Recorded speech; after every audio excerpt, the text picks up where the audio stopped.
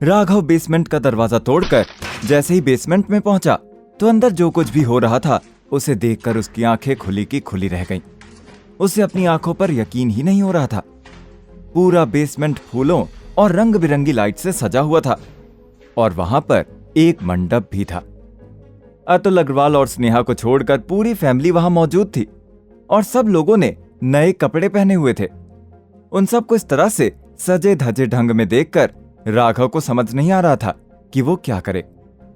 उसे वहां पर देखते ही गीता अग्रवाल ने गुस्से में कहा, अरे अरे, तुम कहां चले आ रहे हो? मगर राघव ने कोई जवाब नहीं दिया। उसकी आंखें अभी भी स्नेहा को ढूंढ रही थीं, जो उसे कहीं पर नजर नहीं आ रही थी।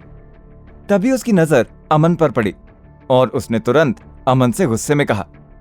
अमन ने शेरवानी और दूल्हे का सेहरा पहना हुआ था।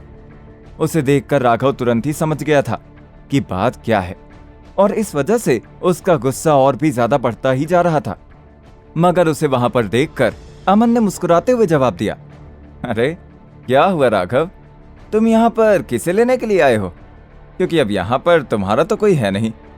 जिस स्नेहा को तुम ढूंढ रहे हो वो अब मेरी बीवी हो चुकी है और तुम्हारे लिए बेहतर यही होगा कि तुम यहाँ से चले जाओ। अमन की ये बात सुनकर राघव का गुस्सा और भी ज्यादा बढ़ गया और उसने अपने पैर पटकते हुए कहा, ज्यादा नाटक करने की कोशिश मत करो अमन, मुझे अभी के अभी बताओ स्नेहा कहाँ है? और हाँ, उसका और मेरा तलाक हुआ नहीं है, इसका मतलब है कि वो अभी भी मेरी बीवी है। यहाँ इतना कुछ हो रहा था, वहां दूसरी तरफ सोनल के घर पर रोहन की तबीयत खराब होती जा रही थी।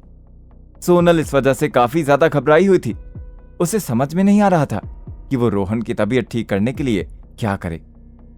रोहन की नैनी ने आकर पूछा, मैडम, बाबा का बुखार अब तक उतरा नहीं क्या?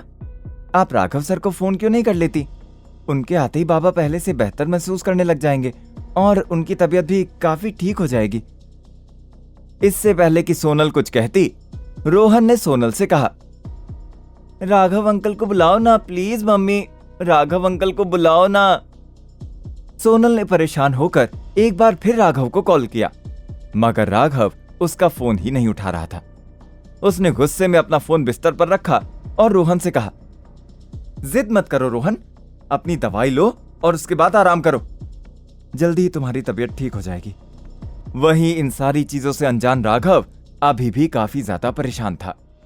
वो किसी भी तरह से स्नेहा से मिलना चाहता था और उसने एक बार फिर गीता की तरफ देखा और कहा, देखिए, मैं जानता हूं कि आप मुझे पसंद नहीं करती, मगर मेरे लिए इस वक्त स्नेहा से मिलना बहुत ही ज्यादा जरूरी है।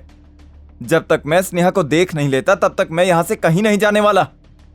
उसकी ये जिद देखकर प्रीति ने आगे बढ़कर कहा, क्या तुम्हारे अंदर थोड़ी सी भी शर्म नहीं बची है जो तुम बार बार अपनी बेइज्जती करवाने के लिए हमारे सामने आ जाते हो? आज भी हम लोगों ने अपने घर का ताला लगाया हुआ था, मगर उसके बाद भी तुम ताला तोड़कर घर के अंदर घुस गए। क्या अब हमें अपने घर के बाहर बॉडीगार्ड खड़े करने होंगे? उन दोनों की ये बातें सुनकर राघव का गुस्सा बढ़ता ही जा रहा था और उसने अपनी मुट्ठियां भींचते हुए कहा, बस बहुत हो गया, अब एक शब्द भी और नहीं। आप लोगों में से कोई कुछ नहीं कहेगा, नहीं तो मैं। मगर इससे पहले कि राघव अपनी बात पूरी कर पाता, उसके कानों में किसी की आवाज आई, नहीं तो क्या? राघव ने तुरंत अपना चेहरा पीछे घुमाकर देखा तो उसके पीछे स्नेहा खड़ी थी। उसने लाल जोड़ा पहना हुआ था और वो दुल्हन के लिबास में बेहद खूबसूरत दिख रही थी। उसे देखकर एक पल को राघव अपनी आंखों पर यकीन नहीं कर पा रहा था कि आखिर कोई इतना सुंदर कैसे हो सकता है। मगर उसने तुरंत अपने होश संभालते हुए स्नेहा की तरफ अपने कदम आगे बढ़ाए और कहा, स्नेहा, ये सब क्या हो रहा है?